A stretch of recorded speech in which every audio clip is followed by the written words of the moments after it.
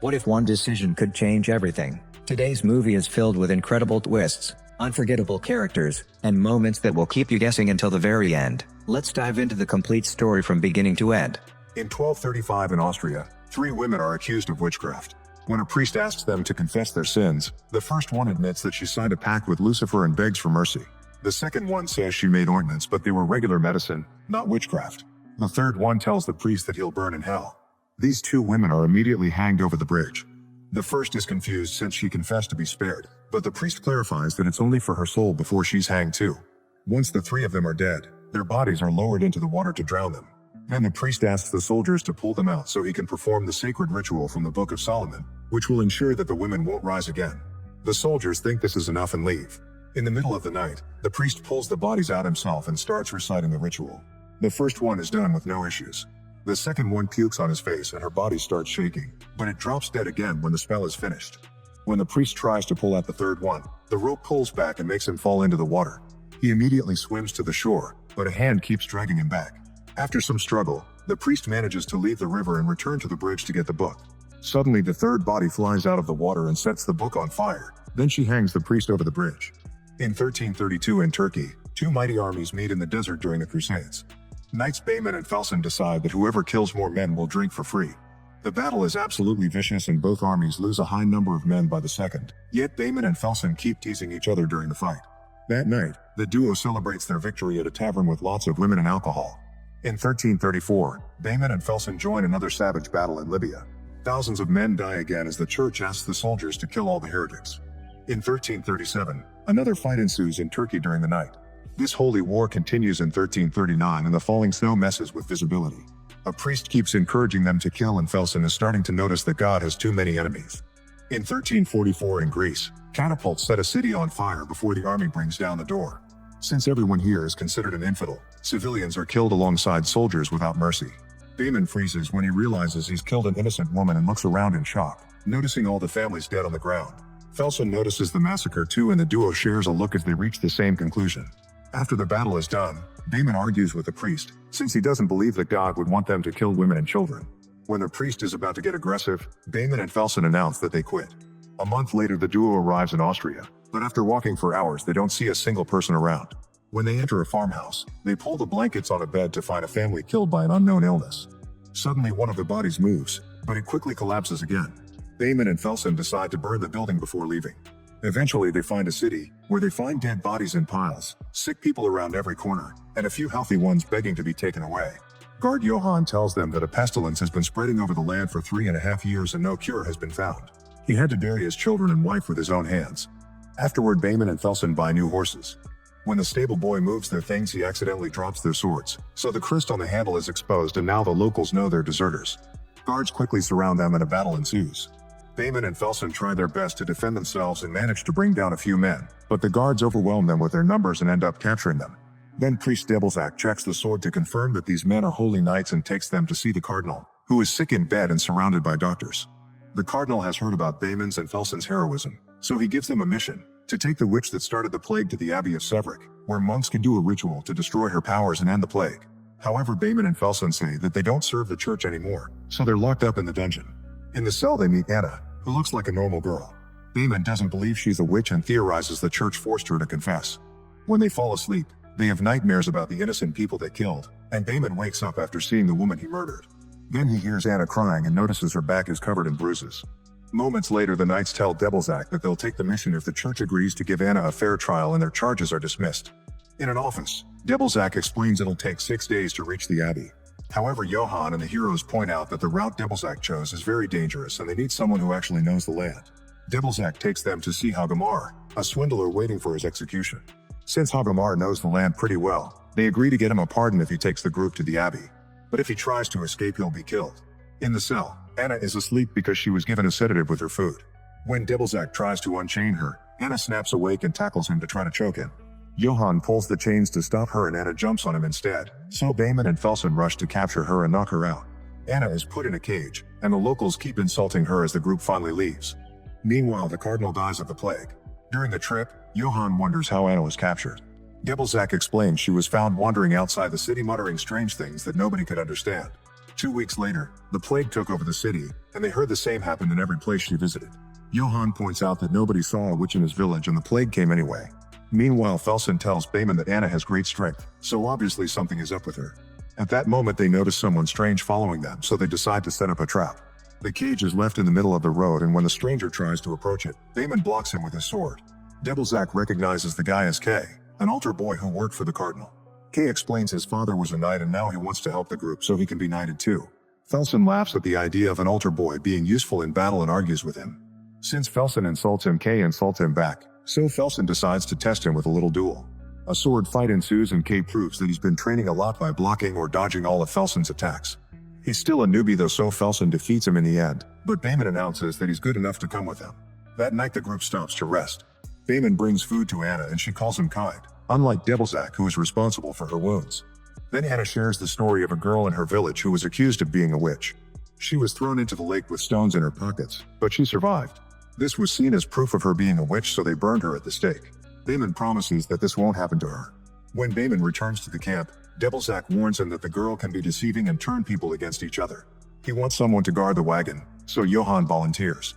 A few hours later, Devilsack comes to relieve him and Johann talks about his dead daughter, saying that Anna reminds him of her. Johann also thinks that the abbey won't give Anna a fair trial because citizens won't be happy if she's found innocent. When Johann tries to quit the mission, Anna begs him not to leave her alone with Devilsack. Johann comes closer to answer and Anna grabs him by his clothes to pull him against the cage. Devilsack quickly comes to help him, so Anna takes his key and crucifix, which he uses to stab his hand. The others are awakened by Devilsack's screams and run to the cage, but Anna is already gone. The group then follows a shadow in the forest to the nearest village. They split to continue the search and notice that there isn't a single person around. Eventually Bayman sees two men come out of a building carrying sick bodies. Kay finds Anna in the square and alerts the others, so they move fast to surround her and capture her. However, a closer look reveals this isn't Anna, it's a random infected girl. Then they see Anna running out of town and follow her back into the forest, where they split again. Johann and Kay end up finding a mass grave full of bodies, which confirms most of the villagers were killed by the plague. Felsen and Bayman find a dog feeding on bodies, so they scare it off with their torches. Suddenly Johann hears his daughter's voice calling.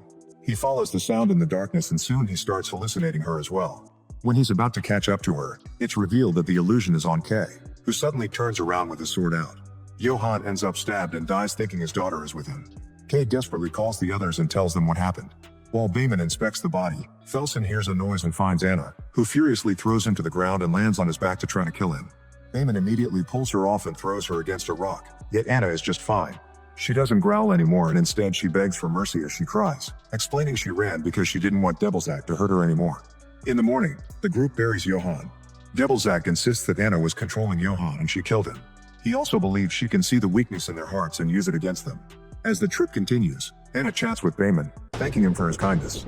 She claims that Devilsack is lying and she had nothing against Johann. When she notices Bayman's bad mood, she offers her hand to comfort him, but he refuses to come closer. Meanwhile, Kay has to deal with his guilt, since he feels like he killed Johann. Sometime later, the group has to stop at a cliff. The bridge looks rather flimsy, and Hagamar swears it was in better condition the last time he saw it.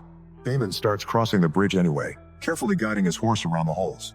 Eventually, they make it to the other side, but they don't notice the rope slowly tearing off.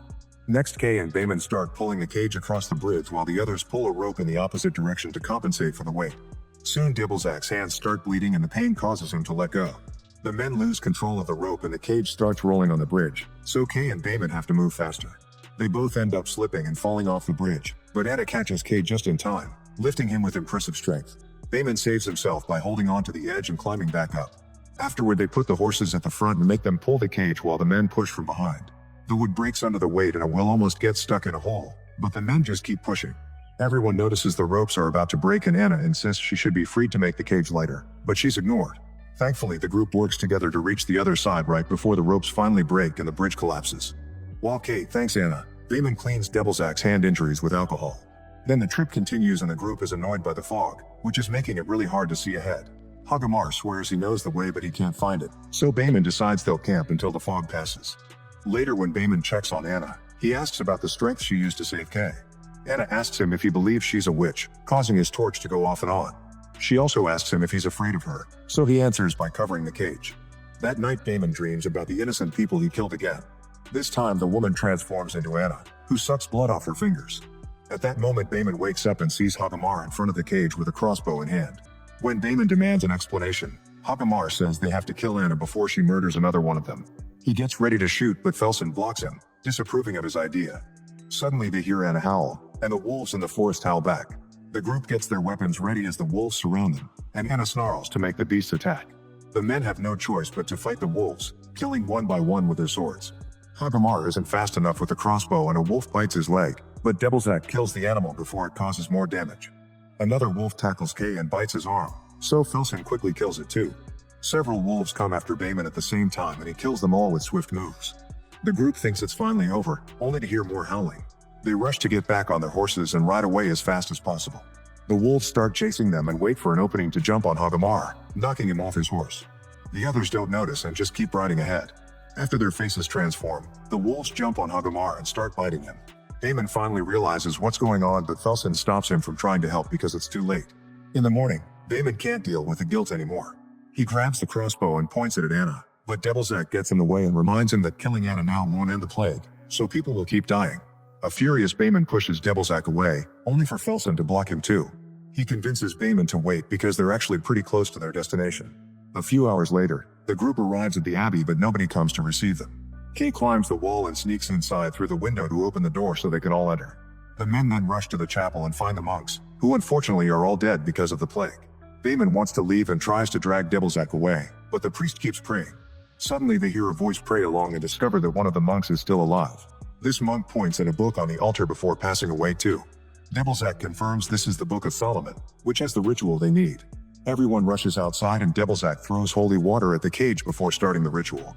As the horses go crazy, Anna calls him a hypocrite because the church has killed more people than wars and famines. Devilsack tries to ignore her and continues to recite the ritual, but Anna uses her power to poke at his wound, causing him to scream in pain. Then Anna mocks Bayman for thinking that saving her would make up for all the people he killed. Her voice changes to the priest from the Crusades to quote all the things he said to justify the war, which she shouldn't be able to know. Devilsack realizes that Anna is not a witch, she's a normal woman who has been possessed by an ancient demon. He turns the pages of the book and starts reciting the exorcism ritual instead. The wind starts blowing violently around them and the sky darkens as Anna shakes the cage, slowly burning it down. Her face transforms into a demon before she steps out and the knights try to attack her, but she easily pushes them away. This distraction is enough for Devilsack to throw holy water at her, so she frees her wings and flies away. Afterward, the men go looking for more holy water. Bayman tells Kay to leave, but the young man is willing to accept the risk in order to help, so Bayman rewards him by knighting him. When Kay wonders if he's really earned this, Felsen assures him that he will. Then they go looking for the demon since Bayman thinks she wanted to be here all along because she only killed Hagamar and Johann when they tried to stop the mission. In an office, the group finds a dead monk tied to a desk and Devilsack notices he had been copying the Book of Solomon. As they look around, they find even more monks who had also been making copies. They realize that the monks wanted to spread the rituals around the world so everyone could fight evil, and the demon made Anna look like a witch so she'd be brought here for trial and she could destroy the book. While they're distracted, a strange energy enters a monk's body. At that moment, the demon appears on the ceiling. Devilsack tries to recite the ritual, but the demon throws all the shelves to stop him. Then it sets all the book copies on fire while the guys realize the monks are gone.